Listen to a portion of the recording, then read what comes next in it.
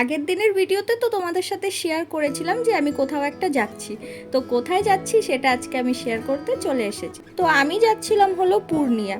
আমি সেই ষষ্ঠীতে গিয়েছিলাম, আর ষষ্ঠীতে গিয়ে তো মাত্র মাঝখানে একদিন থেকেছিলাম। আর ষষ্ঠীর আগেও আমি একবার গিয়েছিলাম, তখনও এরকম একদিন থেকেছিলাম। তো বেশি দিনের জন্য থাকাই হচ্ছিল না পূর্ণিয়া গিয়ে, তাই এবার গিয়ে কিছুদিন থাকবো, তার জন্যই যাওয়া। আর বাড়ি থেকে বেরোতে একটু লেট হয়ে গিয়েছিল বলে আমাদের একটা বাস মিস হয়ে গেছিল, আর আরেকটা বাস ছিল আধা ঘন্টা পর, কিন্তু সেই বাসটা এতটা লেট করেছে যে আমাদেরকে 1 ঘন্টা বাস স্ট্যান্ডে দাঁড়িয়ে থেকে তারপর আমি এই বাসটা পেয়েছি। তারপর আমার হাজব্যান্ড আমাকে বাসে উঠিয়ে দিয়ে ও তো চলে গেল, আর আমার জার্নি স্টার্ট হলো একা একাই। তারপর 2 ঘন্টার জার্নি করার পর আমি বাস থেকে ফাইনালি নামলাম, আর বাস থেকে নামার পরে আমি দেখি আমার ভাই এসে হাজির। তারপর তো আমার হাত থেকে আমার ব্যাগটা টেনে নিয়ে ওই টোটোতে উঠালো। সত্যি আমার ভাইটা কতটা বড় হয়ে গেল, আগে আমি ওর সব কাজ করে দিতাম, এখন ও আমার দাদার মতো সব কাজ আমার করে দেয়। ও তো বাড়িতে আস্তে আস্তে তো অনেকটা বেলা হয়ে গেছিল। তারপর মা বললো তাড়াতাড়ি ফ্রেশ হয়ে যায়, তারপর খেয়ে নে। তারপর আমি খেতে বসে পড়লাম, আর মা এখানে করেছিল চিংড়ি ভাপা, করলা ভাজা, চিচিঙ্গা ভাজা,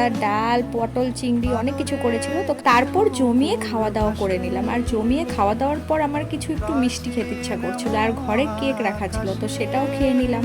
আর তারপর খাওয়া দাওয়ার পর ভাত ঘুম দিয়ে দিলাম একটা, আর ঘুম থেকে উঠে দেখি সন্ধ্যা হয়ে গেল। আর সন্ধ্যেবেলা ভাই নিয়ে চলে এসেছিল ধোসা, আর ধোসা খেতে তো আমার প্রচন্ড ভালো লাগে। আর যেখান থেকে ধোসাটা এনেছিল সেখানের ধোসাটা খুবই ভালো হয় খেতে, আর এটা পনির ধোসা ছিল।